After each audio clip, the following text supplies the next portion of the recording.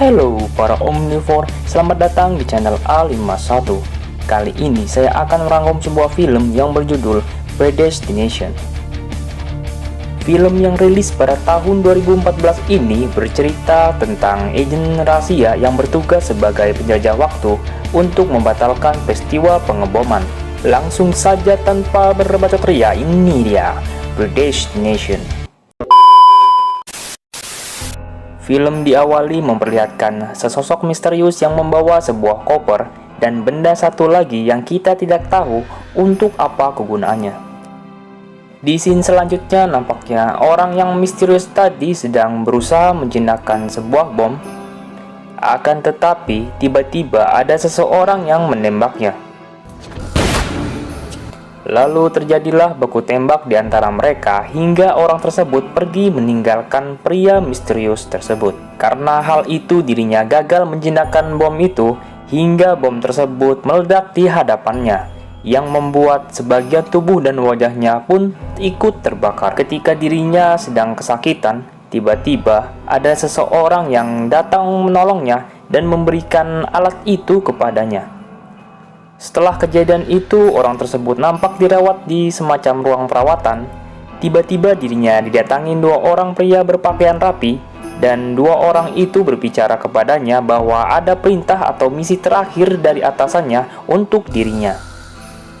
Di scene ini kita dijelaskan bahwa pria misterius ini, kita sebut saja Joko, dirinya adalah seorang agen dari organisasi rahasia yang mendapatkan misi, yaitu menghentikan teroris yang disebut Faisal Bamber.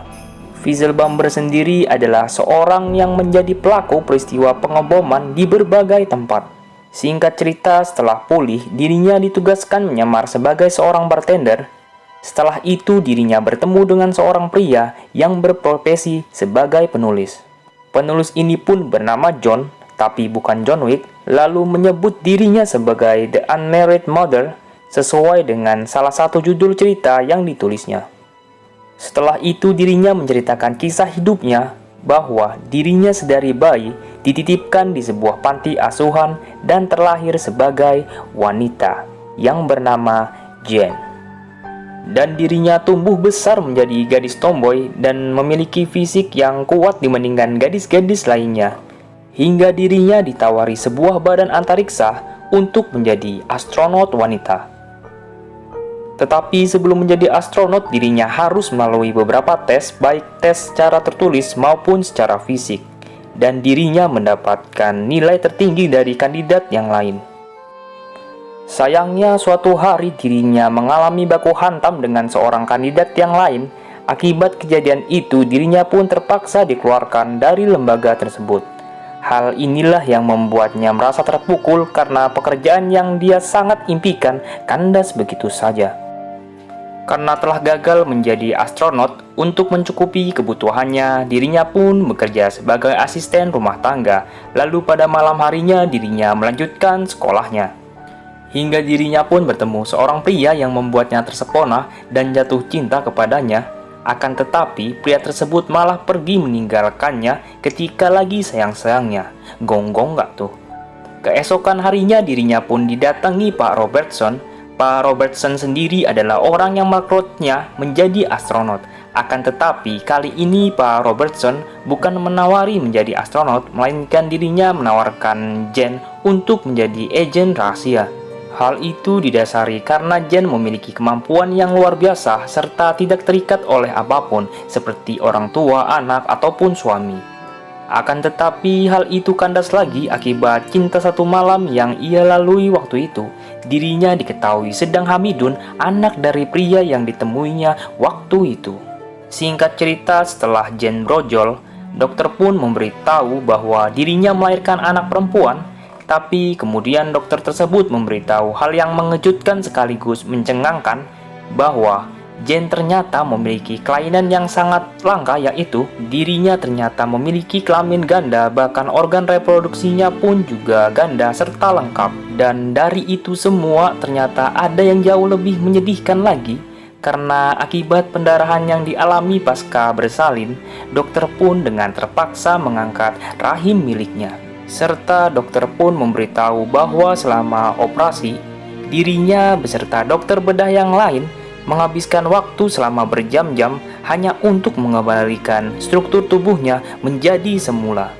Hal inilah yang memungkinkan mereka untuk membuat saluran kencing laki-laki untuk si Jen. Secara tidak langsung hal ini menyuruh Jen untuk mengganti gendernya menjadi laki-laki. Dokter pun menyarankan semua hal ini itu semua untuk kebaikannya. Tapi nampaknya kesialan masih terus menimpanya karena bayinya yang berada di rumah sakit ternyata hilang diculik seseorang yang sampai saat ini tidak diketahui kabarnya, seolah-olah hilang bak ditelan bumi. Karena dirinya merasa hidupnya sudah hancur, akhirnya dirinya pun memutuskan untuk mengganti gendernya menjadi pria. Dengan melakukan 3 kali operasi lanjutan dan 11 bulan perawatan, akhirnya dirinya pun menjadi laki-laki dan mengubah namanya menjadi John. Lalu memulai karirnya menjadi seorang penulis. Setelah si John menceritakan semua kisah pahit dalam hidupnya, si Joko pun merasa iba kepadanya dan dirinya pun menawarkan sesuatu kepada John, yaitu menjelajah ke masa lalu. Si Joko pun menjelaskan bahwa dirinya adalah agen rahasia yang diutus oleh Pak Robertson untuk menjelajah waktu, dan ternyata alat yang dibawa di scene awal tadi adalah alat untuk menjelajah waktu. Dengan cara mengatur koordinat seperti tanggal dan tahun yang tepat, dirinya pun mampu tiba di waktu yang tepat sesuai koordinat yang sudah ditentukan oleh dirinya. Setelah menjelaskan hal itu kepada si John, dirinya pun mengajak John kembali ke masa lalu agar dirinya dapat mencegah pertemuannya kepada lelaki yang menghancurkan hidupnya dulu. Setelah tiba di waktu di mana dirinya bertemu dengan pria itu di tahun 63, John pun langsung ke tempat di mana dirinya bertemu dulu, yaitu di sebuah kampus ketika dirinya dulu belajar. Ketika dirinya mencari-cari keberadaan pria tersebut, tiba-tiba dirinya bertemu dengan sesosok dirinya sendiri yang ketika itu masih menjadi betina. Setelah pertemuan itu, akhirnya dirinya pun banyak menghabiskan waktu untuk bersama. Di sisi lain, Joko pun melompat ke waktu di mana Frizzle Bomber sedang melakukan aksinya, yaitu pada tanggal 2 Maret tahun 70.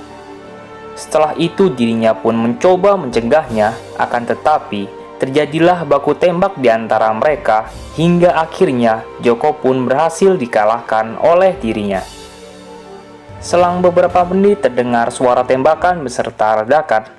Dirinya pun langsung bergegas ke sumber suara itu, lalu didapatinya seseorang yang nampak kesakitan karena luka bakar, dan ternyata di scene ini menjelaskan di scene awal tadi bahwa ketika dirinya terkena ledakan dari sebuah bom, lalu ada seseorang yang menolongnya, dan ternyata orang tersebut adalah dirinya sendiri dari waktu yang berbeda. Sontak hal ini membuat Joko tercengang sekaligus terkaget-kaget sambil terkentut-kentut.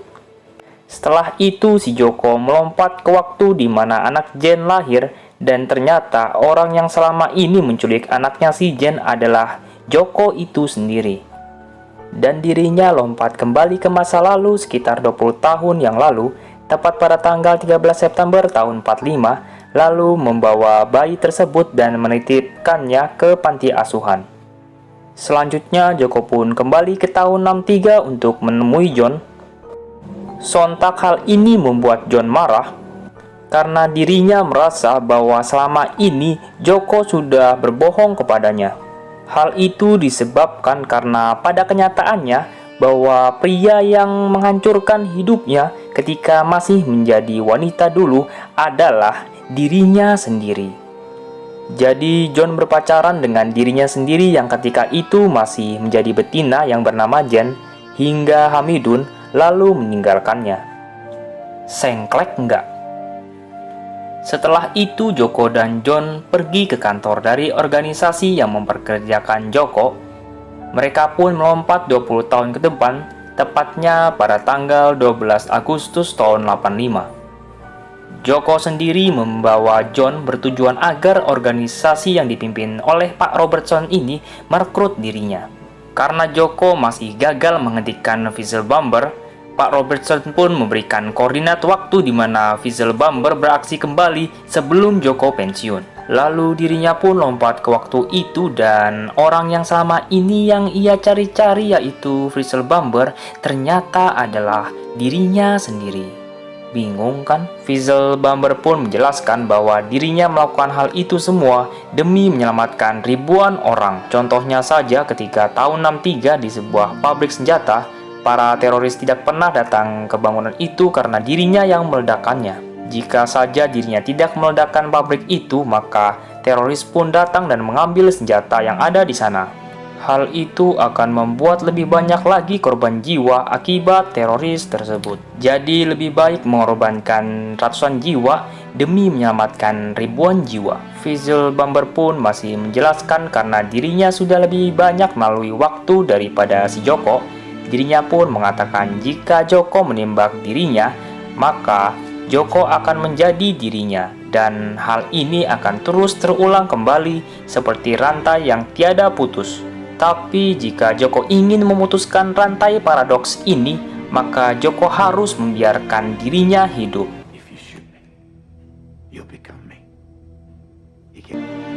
Karena kesal, akhirnya Joko menembak dirinya sendiri yang dari masa depan yaitu Fizzlebumber hingga dirinya tewas.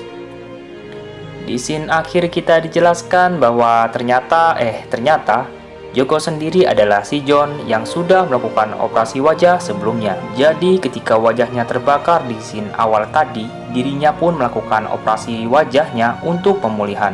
Dan si John sebelum berubah gender, dirinya bernama Jen. John dan Jen pun melakukan hubungan hingga memiliki anak yang diculik oleh si Joko dan ditaruh olehnya di sebuah panti asuhan. Dan ternyata bayi tersebut adalah dirinya sendiri ketika masih bayi. Jadi, Joko, John, Jen, dan Fizzlebumber itu adalah orang yang sama. Dan film pun tamat. Menurut saya, film ini termasuk film terbaik pada tahun 2014 lalu. Dan kalau kalian masih bingung apa itu paradoks, kalian bisa cari sendiri itu di Google, apa itu paradoks. Intinya film ini mengubah masa lalu demi merubahnya masa depan, tapi hal itu malah membuatnya menjadi paradoks yang tiada akhir. Dan hal ini membuat otak saya terpuntal-puntal, terpelulit hingga bersumap, yang membuat saya sendiri itu susah menjelaskannya untuk orang lain. Singkatnya adalah dirinya sendiri menikahi dirinya sendiri, lalu melahirkan anaknya dirinya sendiri, lalu diculik oleh dirinya sendiri, dan ternyata orang yang dicari olehnya selama ini yaitu Fizzlebumber adalah dirinya sendiri. Jadi dari awal hingga akhir film ini menceritakan dirinya sendiri. Terputar-putar, terpulilit di sini. Oke, jangan lupa menonton film secara fullnya karena menonton film secara utuh itu feelnya sangat berbeda.